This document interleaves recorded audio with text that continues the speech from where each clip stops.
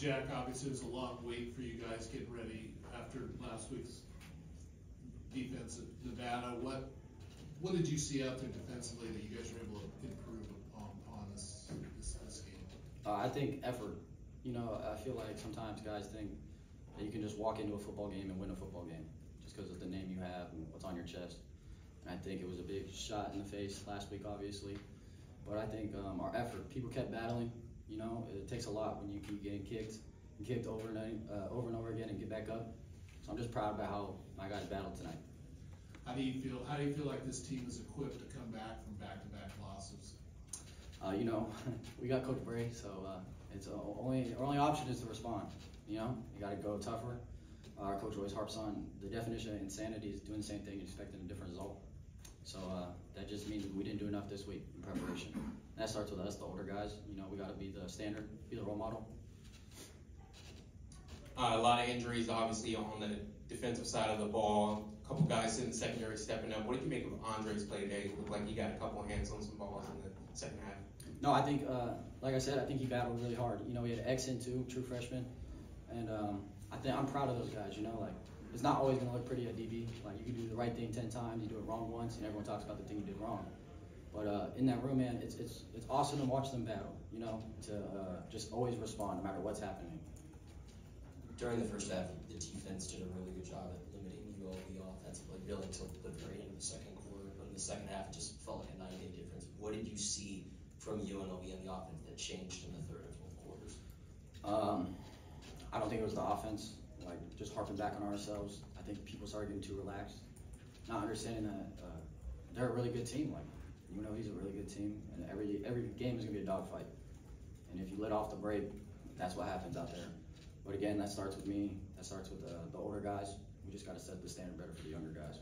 Do you feel like that's an issue? I mean, it's 3 weeks in a row now that Oregon State has had a lead heading into halftime and has been dropping. Obviously, they came through with Colorado State, but the last two not being able to finish. How much is that a concern moving forward with just a few games left? It's a long season. I think we're going to handle business this upcoming week. Like I said, we got to change something. So it's a big concern, but at the same time, you can't always just bring yourself down. You got to be able to respond, find the positive in it.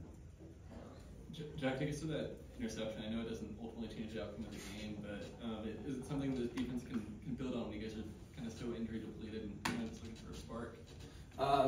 No, I think I was just in the right place at the right time. You know, shout out to the D linemen, honestly, and the linebackers setting the run up. They did a great job getting into third and long, making it a pass situation. You know, and we just took advantage of what they were doing, but. Once again, we got to have those game-changing moments way earlier and more consistently. That's on us. I think in the back end, we need to hold our standard up higher.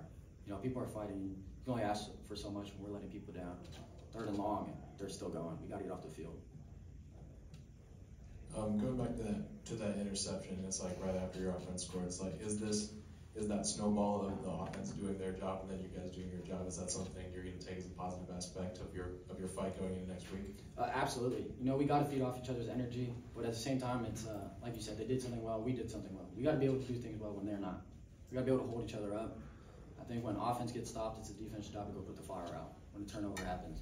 I think when the defense is struggling, the offense just has to keep battling and keep scoring for us, keep us in the fight. Time for 2 more. How big of a momentum swing was that block punt? Obviously, you guys are off the field. You're thinking the offense is either going to go down and score before the half or at least waste the clock out. Then they block the punt and they get the ball in their territory, or your territory rather. How big was of a momentum swing was that block punt? Something like that, yeah, it's a big momentum swing, but I think that's what's so exciting about football. Like when you play defense, you get to go out there again. Like I want to be on the field as much as I can, and like the fact that happens and be able to go out there, we need to be able to kill that momentum. There's nothing like it. And yeah, it's a momentum swing. And it helped them in the end, but we need to be able to handle that and put the fire out. It's been a long road back for Alton Julian. I was wondering, what would that mean to you guys to have him out there today playing for the first time in quite a while? I'm pretty sure everyone was super excited to see him. Me personally, I got a great relationship with AJ. That's my guy. My freshman year was the year before he got hurt.